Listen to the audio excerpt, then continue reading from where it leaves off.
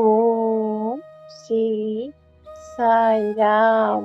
நம் அன்பான சிரடி சாய்பாபா, நம் அன்பான பகவான் ஸ்ரீ சத்ய சாய்பாபா இருவரின் ஆசீர்வாதம் அனைவருக்கும் கிடைக்க நான் மனதார பிரார்த்தனை செய்கிறேன்.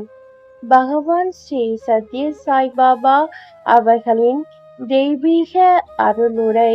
இடம், சகவாசம் அல்லது சூழ்நிலைகள் மாறும்போது நமது உன்னதமான தீர்மானங்கள் தடுமாறாமல் இருப்பதை எப்படி உறுதி செய்வது என்று பகவான் ஸ்ரீ சத்ய சாய்பாபா அவர்கள் ஒரு அழகான உதாரணத்துடன் விளக்குகிறார்கள். நீங்கள் ஒரு காகிதத்தில் பல பூக்களை கொண்டு ஒரு கொடியை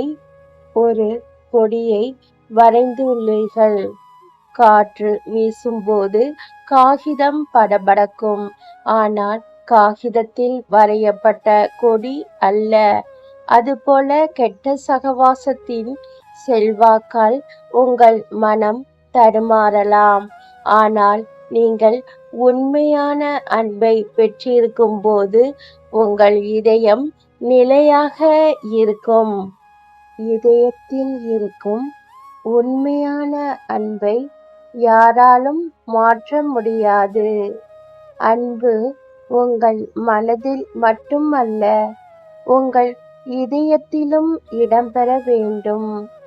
மனம் என்பது எண்ணங்களின் மூட்டையை தவிர வேறு இல்லை. எண்ணங்களால் உங்கள் மனதில் நிலைநிறுத்தப்படும் அன்பு மற்றொரு எண்ண நீரோட்டத்தால் விரட்டப்படும். எனவே உங்கள் இதயத்தில் அன்பையும் புனித உணர்வுகளையும் நீங்கள் பாதுகாக்க வேண்டும். உண்மையான அன்புக்கு 3 குணங்கள் உள்ளன. முதலில், அது பயத்தை அறியாது.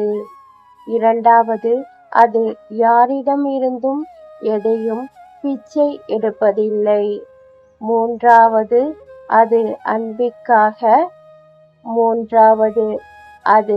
அன்பிற்காக அன்பு செலுத்துவது, எந்த பொருள் ஆதாயத்துக்காகவும் அல்ல.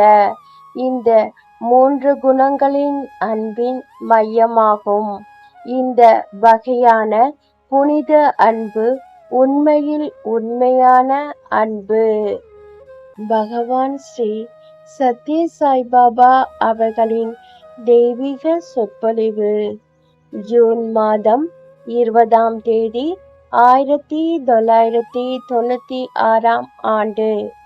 நான் என்ற கொதிப்பினால் வெடித்த இந்த நோயை பணிவு என்ற கட்டு, நம்பிக்கை என்ற தைலம் மற்றும் அன்பின் நீர் ஆகியவை குணப்படுத்தும் என்று பகவான் ஸ்ரீ சத்ய சாய்பாபா அவர்கள் கூறினார்கள்.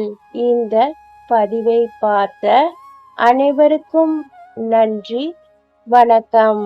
அனைவரும் நம்புங்கள், உங்களுக்கு நல்லதே நடக்கும். ஜெய் சாய்ராம். அல்லாஹ் மாலிக்.